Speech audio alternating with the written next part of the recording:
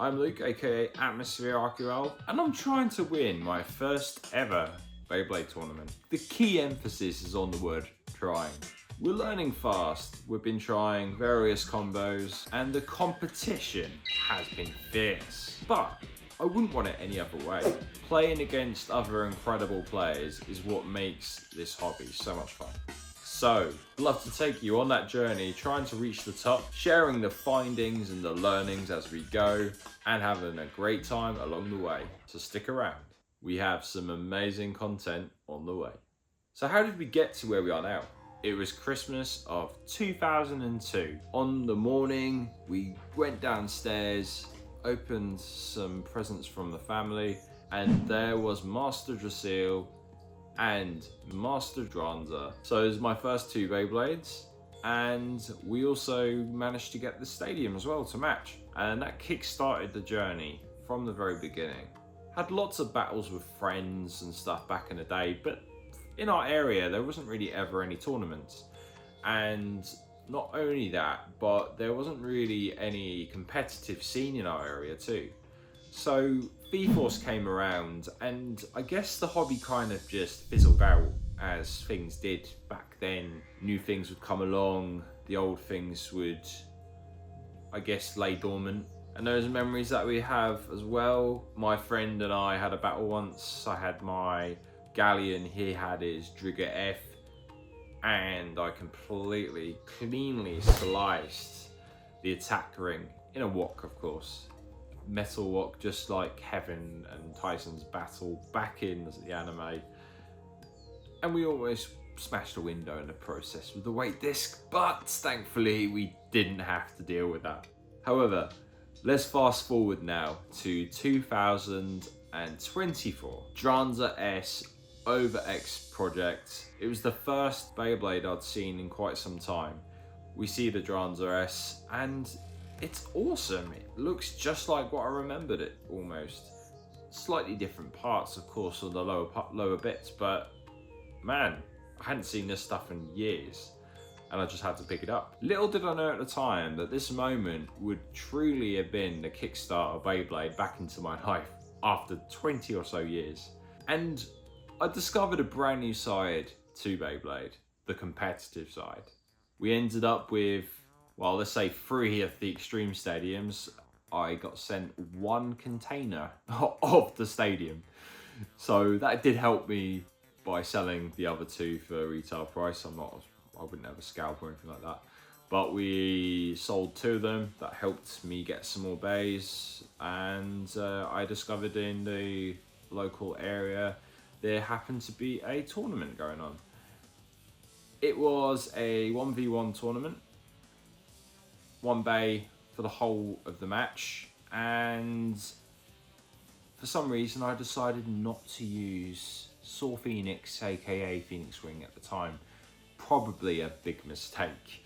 I went with the Mammoth Tusk in the end, and I can't remember the combo. It might have been a 360, maybe Disc Ball. I can't remember if Disc Ball was released at the time. It was either that or it was a Needle or something like that. But let's just say it didn't go that well. It was a 1-8 result in my first ever tournament. So 9 games and only 1 win. And it was against someone that I'd never played before on the tape. It was a tough one. It was challenging. But I had a lot of fun. And I met a lot of like-minded people that day who I'd now consider friends. And that's one main thing about the hobby, is the community, and it's really awesome to share like-minded with other people. Some hobbies can get super competitive, and this can be a competitive hobby, but the community feel is incredible, and it's been a long time since we've had that in a hobby, for me anyway. So far we've been to 11 tournaments, and I'd like to say the first batch of tournaments, like I said, wasn't so great. We did have a few where the losses were much bigger than the wins. We did travel a little bit, other than the London tournaments that I go to. There was also the Stevenage tournaments. There was 2 that I went to. But then again, challenging, not the best from me anyway, but the important thing was we were learning. One of my first aces was Whale Wave on the 960 from from the Raw Tyranno, and it was Rush from the Stadium set, and the colour coordination was spot on. It was the white Whale Wave, and it was awesome. And that was the first sort of combo that I just tinkered with, and it hit hard, and it started to slowly get us on track. It was still going to be a good few tournaments before we were properly there, but we were getting there, and that's the important thing, is the growth in this game and learning lots and developing your skills and learning just where it's best to launch and so forth. So it was a slow journey to start, let's just put it that way. On one of the tournaments, however, it just clicked. Out of nowhere, I managed to get 6 wins and 0 losses in a group stage. And I didn't know how to really take it at the time. It was just, whoa, okay. That came out of nowhere. My combos weren't, I don't think, phenomenal necessarily. They were a bit standard. You know, you got your Wizard Rod, 960 ball at the time. I don't think I used the Cobalt Dragoon, but managed to somehow get into the top 8 for the first time. And lo and behold, the next tournament, I got into the top 8 as well. And I was thinking, okay, and these first 2 tournaments were I'd won significantly a lot more than I'd lost. The 3rd tournament in a row, we'd almost reached the top 8. I had an incredible duel, I believe, with Draciel, and just pipped me in the end. But it was a really, really good run, so to speak. And I've had consistently good runs since then as well. It's been a really good journey, and we've learned a lot. The prize, however, is still there to be grasped, and the important thing is working hard and achieving that win, or at least getting to the podium for now anyway. I just want to win a trophy, to be honest. I've not run a trophy in any of the hobbies I've done, so I've come close with Yu-Gi-Oh! Got a 4th place in a tournament once with Rescue Rabbit back in the wind-up days of XYZ summoning. But those top 8 finishes really instilled confidence, and I couldn't have got there without the community's help, really teaching us lots of different things and good things to keep in mind. And through that, we've built confidence and having the conviction to aim where you want to do and to play your strategy. So any newer bladers, if you've got those losses, and they happen more often than you like, keep at it, because it will get better. If anything's to go by how my journey's been so far, is that practice and the playing and the repetition of that, you will succeed. So with the ultimate prize still there, ready to be grasped, the hunger is there, we are ready. And I'm hoping that with yourselves and your tournaments, you'll be there on the journey as well. But outside of tournaments, of course, as well, you're watching this video, and we started to make some videos. We started with shorts and battles and some unboxings, and this happened around about the release of the CX line. And since then, I've never really looked back. While we have transitioned to more long form content, it's been really fun to make. And the tournaments that I go to, I like to record them, I like to document them, not just my own progress, but I like to document where I can everyone else's progress. I'm only one person, but it's been a lot of fun to showcase everyone's battles and their combos. And I mean, I think the last one we had like Wizard Rod merge, I think Grim Sensei, and the winner Sub-Zero Glaceon won with 660 Shark scale. You know, it's quirky combos on the staples that make this a really awesome game. But the video editing is a lot of fun, and the creative outlet is why I do it, really.